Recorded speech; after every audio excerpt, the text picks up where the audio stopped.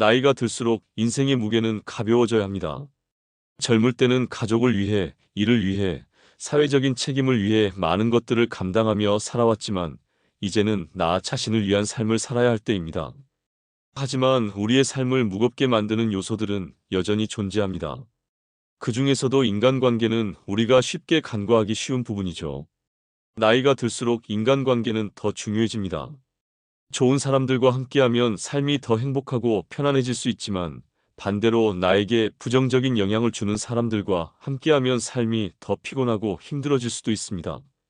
그렇다면 우리는 어떤 사람들을 피해야 할까요? 오늘은 나이가 들면서 꼭 피해야 할 유형의 사람들에 대해 이야기해 보겠습니다. 스스로를 돌아보고 내 주변을 점검해 보는 시간이 되길 바랍니다. 첫 번째, 부정적인 에너지를 퍼뜨리는 사람. 이들은 항상 불평과 불만을 입에 달고 삽니다. 경제가 어렵다, 건강이 안 좋다, 세상이 변했다. 이런 사람들은 만나기만 하면 부정적인 이야기뿐입니다. 예를 들어, 친구 영수가 항상 경제 상황이 좋지 않다거나 자신의 건강 상태가 나쁘다고 불평한다고 상상해 보세요. 매번 만날 때마다 이런 이야기를 듣다 보면 나도 모르게 기분이 가라앉고 심지어는 우울해질 수 있습니다. 실제로 제 친구 수진이가 그런 사람이었어요. 수진이는 항상 자신의 어려운 상황에 대해 이야기하곤 했죠. 한 번은 점심을 먹으러 갔을 때 수진이는 남편과의 갈등과 건강 문제에 대해 불평하기 시작했습니다.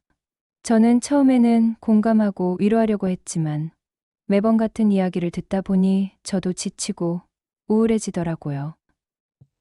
이런 사람과 계속해서 가까이 지내다 보면 우리의 삶의 활력이 떨어질 수밖에 없습니다. 물론 친구의 고민을 들어주고 공감하는 것은 중요합니다. 하지만 계속해서 부정적인 에너지를 주입받다 보면 우리도 모르게 부정적인 사고방식에 빠지게 됩니다. 나이가 들수록 우리는 더 많은 긍정적인 기운을 주는 사람들과 함께해야 합니다. 긍정적인 사람들은 우리의 삶에 활력을 불어넣고 어려운 상황에서도 희망을 잃지 않게 도와줍니다. 만약 여러분의 주변에 이런 부정적인 에너지를 퍼뜨리는 사람이 있다면 조금씩 거리두기를 해보세요. 예를 들어 만날 때마다 부정적인 이야기를 하는 친구에게는 시간을 줄여가며 대화의 주제를 긍정적인 방향으로 유도해보세요. 이렇게 함으로써 여러분의 정신 건강을 지키고 더 긍정적인 삶을 살 수 있게 될 것입니다. 두 번째, 남의 삶을 비교하는 사람. 이런 사람들은 항상 남과 비교하는 말을 습관적으로 합니다. 누구는 자식이 잘 돼서 해외여행도 다닌다더라. 누구는 아직도 젊어 보이는데 넌 왜 이렇게 늙었니? 이런 말을 하며 자신과 다른 사람들의 삶을 비교하곤 합니다. 이러한 비교는 열등감과 불만을 키울 뿐입니다. 각자의 삶에는 각자의 속도가 있는 법이니까요. 제 친구 수미가 그런 사람이었습니다. 수미는 항상 다른 사람들의 성공과 자신의 상황을 비교하곤 했죠. 한 번은 모임에서 수미가 내 친구 미영이는 자식이 성공해서 해외여행을 다닌다는데 나는 왜 이렇게 힘들게 사는지 모르겠다며 불평하기 시작했습니다. 또 다른 날에는 누구는 젊어 보이는데 너는 왜 이렇게 늙었니? 말해서 저를 깜짝 놀라게 했습니다. 이런 말을 들을 때마다 저는 스스로에 대한 자신감을 잃게 되었고 열등감에 시달리게 되었습니다. 비교는 우리를 비참하게 만들고 불필요한 스트레스를 유발합니다. 우리는 다른 사람과 비교할 필요 없이 자신만의 삶의 속도와 방향을 존중해야 합니다. 비교하지 않고 자신의 삶을 사랑하는 것이 중요합니다. 세 번째, 늘 빌리고 갚지 않는 사람.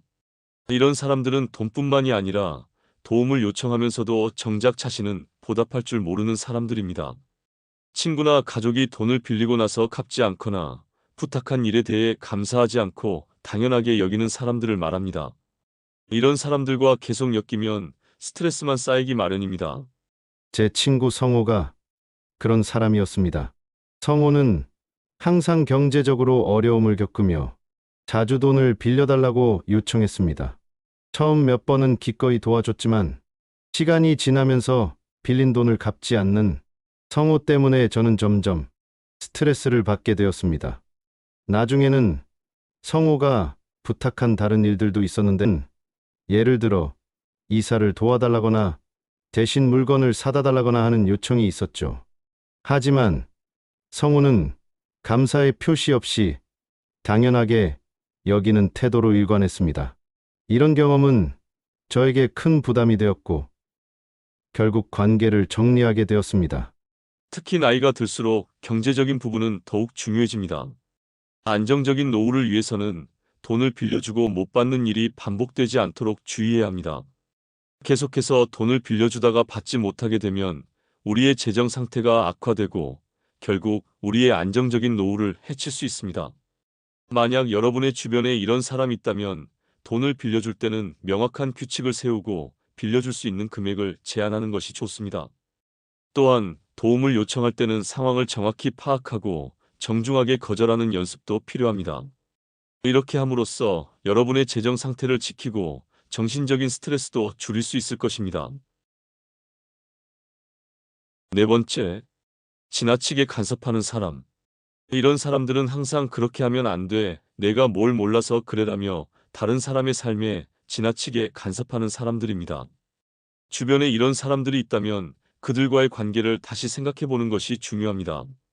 특히 자식이라도 부모의 삶을 지나치게 통제하려 하면 문제가 될 수 있습니다.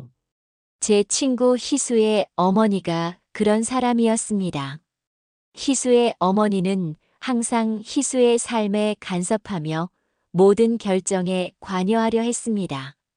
희수가 직장을 선택할 때도 그 회사는 안 된다. 내가 뭘 몰라서 그래라며 자신의 의견을 강요했습니다. 또 희수가 결혼을 결심했을 때도 그 사람은 너에게 맞지 않아. 너는 잘 몰라서 그래라며 반대했습니다.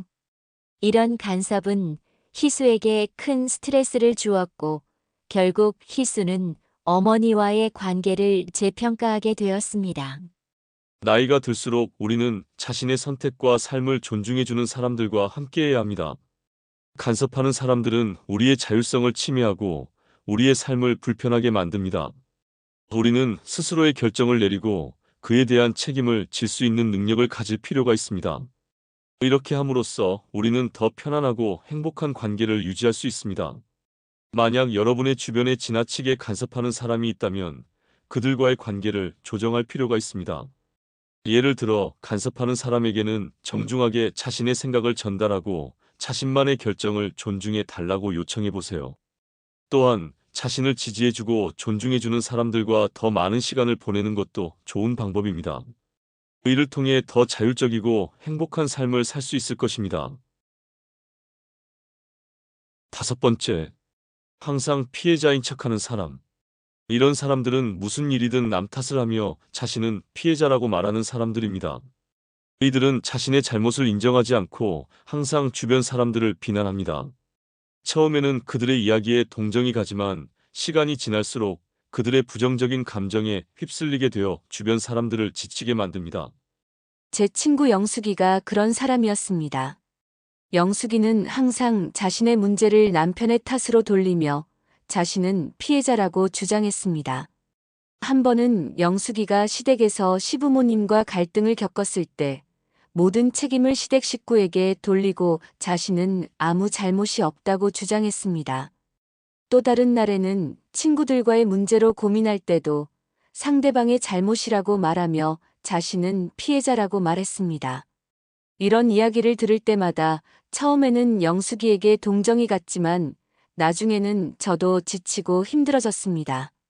건강한 인간관계는 서로의 책임을 인정하고 성장하는 데 있습니다. 우리는 자신의 잘못을 인정하고 이를 통해 성장할 수 있는 능력을 가져야 합니다. 피해자인 척하는 사람들과의 관계는 우리에게 부정적인 영향을 미칠 수 있습니다. 만약 여러분의 주변에 항상 피해자인 척하는 사람이 있다면 그들과의 관계를 조정할 필요가 있습니다. 예를 들어 그들의 이야기를 들을 때는 공감하면서도 그들이 자신의 책임을 인정하도록 도와주는 것이 중요합니다. 또한 그들의 부정적인 감정에 휩쓸리지 않도록 주의해야 합니다. 이를 통해 더 건강하고 긍정적인 인간관계를 유지할 수 있을 것입니다. 여섯 번째, 유언비어를 퍼뜨리는 사람. 이런 사람들은 누가 그러던데 하며 확인되지 않은 소문을 자주 퍼뜨리는 사람들입니다. 이런 행동은 다른 사람들에게 큰 피해를 줄 수 있으며 특히 나이가 들수록 인간관계가 좁아지기 때문에 잘못된 소문 하나가 큰 오해를 만들 수 있습니다. 제 친구 경미가 그런 사람이었습니다. 경미는 항상 새로운 소문을 가져와서 이야기하곤 했죠. 한 번은 모임에서 경미가 누가 그러던데 동수가 하는 사업이 쫄딱 망했대라고 말하며 확인되지 않은 소문을 퍼뜨렸습니다. 나중에 알고 보니 동수가 하는 사업은 여전히 잘 유지 중이었고 그 소문은 완전히 잘못된 정보였습니다. 또 다른 날에는 누가 그러던데 정숙이가 이혼을 준비 중이래라고 말했지만 정숙이는 이혼 계획이 전혀 없었습니다. 이런 소문은 큰 오해를 일으키고 주변 사람들에게 불필요한 스트레스를 주었습니다. 가짜 정보나 소문을 일삼는 사람들과 거리를 두는 것이 중요합니다. 신뢰할 수 있는 사람들과 함께해야 우리의 인간관계가 건강하고 긍정적으로 유지될 수 있습니다. 특히 나이가 들수록 우리는 더 신중하게 인간관계를 맺어야 합니다. 잘못된 소문 하나가 큰 오해를 만들고 그로 인해 인간관계가 악화될 수 있기 때문입니다. 만약 여러분의 주변에 유언비어를 퍼뜨리는 사람이 있다면 그들과의 거리를 조정해 보세요. 예를 들어 그런 사람들과의 대화 중에 소문이 나올 때는 그 소문에 대해 확인된 정보인지 물어보거나 대화의 주제를 바꿔보세요.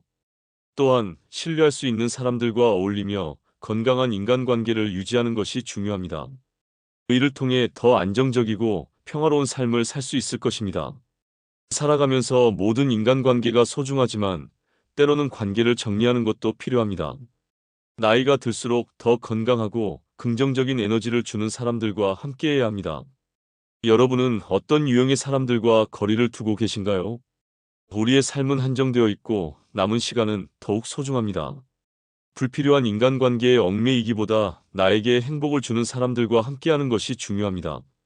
나이가 들어갈수록 마음이 편안하고 즐거운 관계를 유지하는 것이 삶의 질을 높이는 길입니다. 오늘 이야기한 유형의 사람들을 잘 살펴보고 건강한 인간관계를 형성하는 데 도움이 되길 바랍니다. 작은 실천이 모여 더 나은 삶을 만듭니다. 영상이 도움이 되셨다면 좋아요와 구독 부탁드립니다.